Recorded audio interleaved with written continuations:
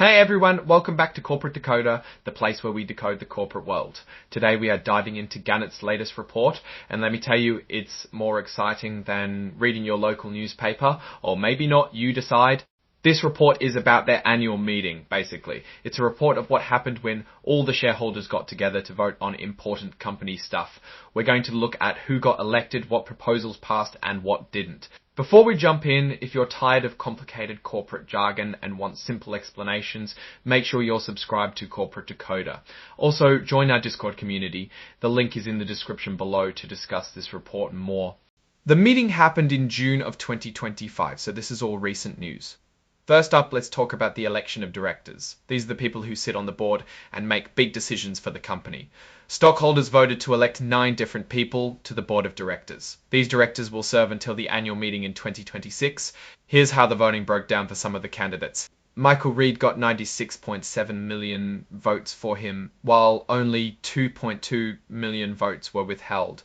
A lot of people had no opinion since 91 million were broker non-votes. Deborah Sandmer had 94.1 million votes for her and 4.8 million votes withheld. Again, 19.1 million were broker non-votes. Next, the stockholders voted to approve Grant Thornton as the company's accounting firm for the year.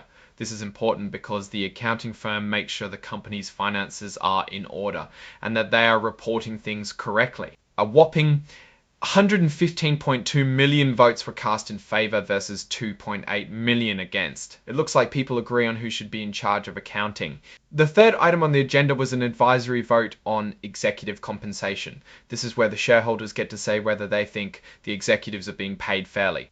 In this vote, 93.9 million votes were for the compensation, 3.8 million against, and 1.2 million abstained. Again, 19.1 million broker non-votes. So people seem to approve, but it is just advisory. Now let's talk about some things that didn't pass. The company wanted to change its rules so that most director elections would only need a simple majority to win. However, this change needed a supermajority of 80% of the votes to pass, and it didn't get there. 98.3 million votes were for the amendment, while only 472,000 were against. But because it didn't reach that 80% threshold, it failed.